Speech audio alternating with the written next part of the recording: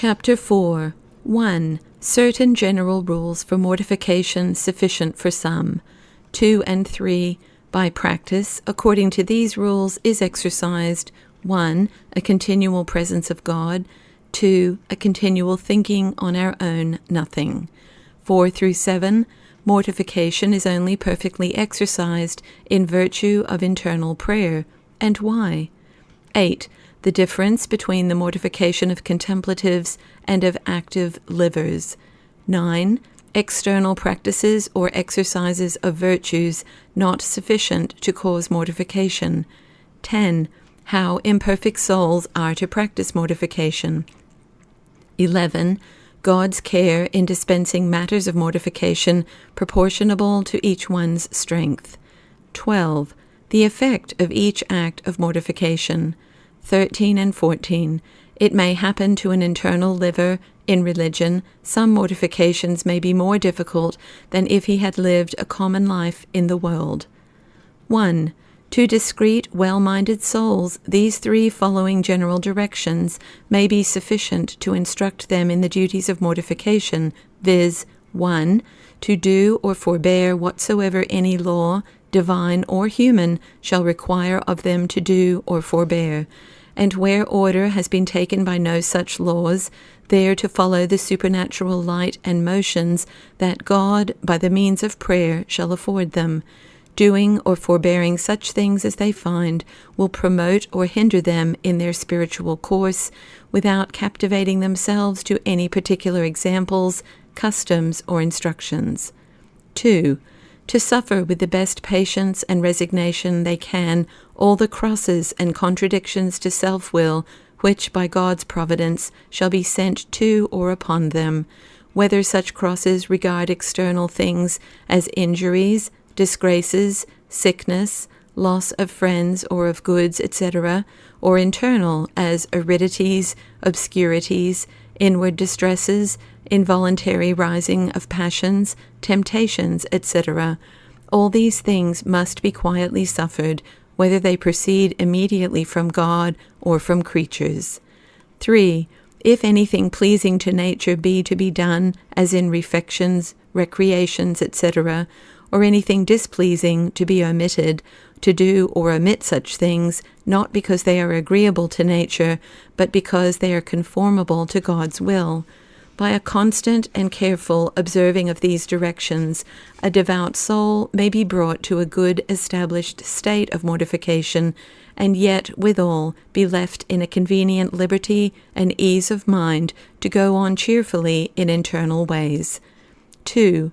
Moreover, if in practice, according to these points, a well-minded soul will be careful to have at least a virtual intention to the love and glory of God, that is, such an intention as follows in virtue of a precedent actual intention made in prayer, etc., in so doing she shall perform, after the best and securest way, the exercise of the continual presence of God, so much commended by spiritual authors, and particularly by our Holy Father, in the first degree of humility, by the which exercise surely it cannot be intended that a soul should be obliged to have continually an actual remembrance of God, for this, being the same with actual internal prayer, would so much endamage the heads of imperfect souls especially, that they would quickly be disabled from making any progress in spirit.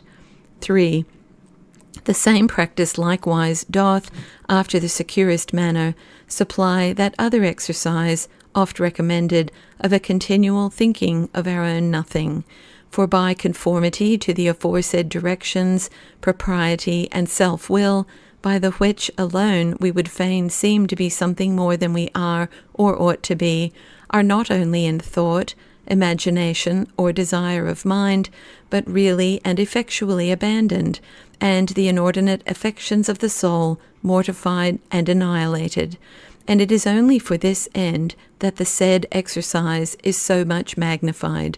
In a word, by such practices, joined with an intention to the glory of God and his divine love, a soul will be very well disposed to the most perfect prayer of contemplation. 4. such a world there is of conditions and circumstances required to the perfection of every action, both touching the substance, manner, motive, principle, and end thereof, and corrupt nature is so subtle to insinuate her own interests, seeking them in everything we do, and persuading us that we renounce propriety, even when we most earnestly intend it, that without an extraordinary light from God, to be obtained only by spiritual prayer, we cannot discover the inclinations of our own hearts. And the reason why this light can be had only by prayer is because then alone the least defect and most secret suggestion hinders our view and contemplation of God and our tendence to Him, and by consequence is easily discernible as being set between our eyes and the sun. Whereas in our ordinary vocal prayers and external good actions, only greater temptations are able perceptibly to distract us. 5.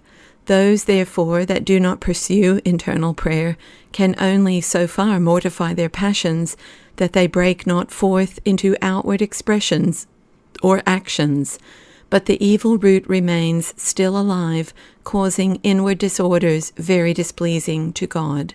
6. As for crosses and adversities which a soul undergoes out of the strength of reason and not in virtue of divine grace and prayer, the chief effect of them is only to vex and trouble nature, or at most they serve to mortify the superabundant activity and vigor of the internal senses and natural affections, by which means the persons may become more judicious, prudent, and temperate, but they pierce not to the spirit itself to cause any purity therein, or really to diminish self-love. Moreover, the like crosses, undergone by virtue of such a common grace as ordinary good extroverted Christians do enjoy, though they may be helpful to prevent the mortally poisonous effects of self-love which is in us, yet are far from expelling that secret self-love which lurks in the inmost center of our souls, so that they may remain grievously full of stains and infirmities, and the divine love feeble and easy to be extinguished, notwithstanding the effects of such crosses. 7. Whereas difficulties undergone by virtue of grace obtained by internal prayer do, as it were, scour and purify the spirit itself from the rust of inordinate affections, and so do spiritualize all the faculties of the soul, causing it to become a pure spirit, exalted and separated from sensible objects and all adhesion to them, from which all vicious impurity proceeds. This is that division of the soul and spirit mentioned by St. Paul, by which the pure spirit works as a spirit, not obscured nor infected with sensual ends and interests. 8. The way of mortification, therefore, practiced by internal contemplative livers, is different from that of active, though living in a religious state and well advanced in active exercises. For these endeavor to mortify their inordinate affections by combating them purposely and directly, to wit, by meditating discursively on the motives afforded by Christian doctrine to oppose them, as a consideration of their deformity, danger, etc., and also by exercising an act of virtue contrary thereto, so repressing the inordinate passion. Whereas contemplative souls do indirectly, yet far more efficaciously, mortify their passions by transcending them, that is, by elevating and uniting their spirit to God with the help of pure intellectual actuations, by this means forgetting and drowning both their sensual desires, yea, all created things, and chiefly themselves in God, so that in a temptation they do not turn themselves towards the object to the end to resist and contradict it, but by a vigorous act of resignation and love they convert their spirits unto God, scorning even to cast a regard or glance upon creatures that would allure their affections from God, and which cannot be considered, except in God, without leaving some tincture and imperfection in the soul. 9. It is not, therefore, the external practice of virtues, nor much less customary frequent confessions, communions, obediences, austerities, etc., but pure spiritual prayer, and the sublime degrees of it, to wit, aspirations, pure elevations of the will, and other such divine operations, that must be the principal instrument to bring a soul to a state of perfect freedom from exterior and interior immortification. For by such operations only she is enabled to transcend inferior nature and to live in the quiet, secure, and illuminated region of the Spirit. 10. But in the meantime, till a devout soul do attain to such perfection of prayer, she must be content to work according to her present light and enablement, so endeavoring to correct her defects by less perfect exercises, and such as partake of the active way. And she must, with patience and quietness of spirit, bear with her own imperfections as she would with others, expecting God's good time, and endeavoring to hasten the approach of that time by assiduous prayer, by means of which alone she may come to expel those defects which do now so much exercise and trouble her, and also to discover and correct many others which as yet her eyes are too infirm and dim to see. 11. Indeed, the provident care that God generally hath over his children, both perfect and imperfect, is wonderful, being carefully suited to their present state. For he does not usually send to imperfect souls any mortifications, but such as are ordinary and proportionable to their infirmity, namely, such as do gall and afflict their sensitive nature, but do not pierce into the quick and centre of the spirit, that remains free to support the other. But as for souls arrived to the state of perfection, or near it, God doth usually provide for them strange, inexpressible mortifications, most subtle temptations, privations, and desolations, the which, being worthily undergone, do wonderfully purify the spirit. The former mortifications St. Paul expresses thus: There hath no temptation taken you, but such as is according to ordinary human nature, etc. But the latter thus: Our wrestling is not against flesh and blood, the usual temptations of God's imperfect children, but against principalities and powers, against the governors of the darkness of this world, against spiritual wickedness in high places or things. 12.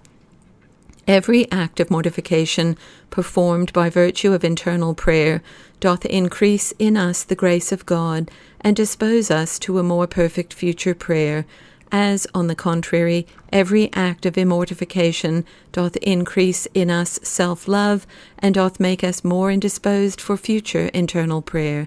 Again, prayer enables us for future mortifications, teaching us how to undertake and support them, so that these duties must never be separated. These contain all that an internal liver is obliged to. 13. I will conclude this discourse concerning mortification in gross with one observation, which may serve for a caution to a well-minded soul that lives an internal life, to prevent an inconvenience which otherwise might perhaps surprise her. It is this: that it may happen that religious or spiritual persons will find a greater difficulty in mortifying and renouncing some sensual contentments after they have entered into a spiritual course than they formerly found whilst they led an extroverted, secular life in the world. Now, this happening to them may perhaps suggest either scrupulous or at least disquieting thoughts, as if the change that they have made were not for the better, or as if something, they well know not what, were amiss with them. But if they will well consider of the matter, they will find that this is no strange thing, nor deserving that they should much trouble themselves about it. 14. For the reasons hereof are, 1. Because if such an one had not pursued an internal life, he would have perhaps enabled himself to quit one pleasure by diverting himself from thence to some other, which would have recompensed and satisfied for that loss, taking away the present difficulty, whereas in a spiritual life, a soul having in resolution abandoned all sensual pleasures as such that can be abandoned, she cannot recompense the bitterness found in mortifying one by a deliberate yielding to another.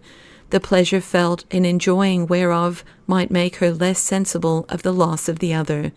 2. Again, an imperfect soul will judge it necessary for the sustaining of corporal infirmity, and to prevent an uncheerful, discontented habit of mind, to allow unto herself some contentments recreative to sense, and therefore, when such are denied her, she will be apt to be impatient, or if she endeavor to contradict and resist such impatience of nature, she will do it more feebly and faintly. 3. Because it is impossible that a soul can live and not take pleasure in something or other that affords contentment either to the sense or the spirit. Now, a spiritual person, being yet in an imperfect state, has but little present sensible pleasure in the exercises proper to his way, except God now and then visit him with sensible devotion, for the chief pleasure that spirituality affords is in hope only, and that without any regard to the body. It regards the spirit alone. Now, hope is not so attractive as present sensual contentment is. 4. Besides all this, such a soul, not having yet chased out of the superior faculties all affection to sensual pleasure, and finding for the present little or nothing but pain in all her exercises, both of mortification and prayer, no marvel if, when pleasure sometimes comes in her way, that she finds difficulty in rejecting it. Indeed, the greatest pain comes not from the particular objects of mortification, but rather from tediousness and irksomeness in being continually in a condition of suffering which she judges must last till her life's end. This is very painful to an imperfect soul, but yet, by a constant practice of mortification and prayer, she will find daily an abatement of this tediousness, and in the end, the renouncing of all contentments of sense and nature for themselves will become easy and pleasurable to her. 5. Lastly, such a soul is to consider that it is a proof of God's goodness to her to suffer her to feel so much difficulty now, not experienced before, to the end to humble her, and to teach her not at all to rely upon herself, nor to promise herself the least good from her own forces.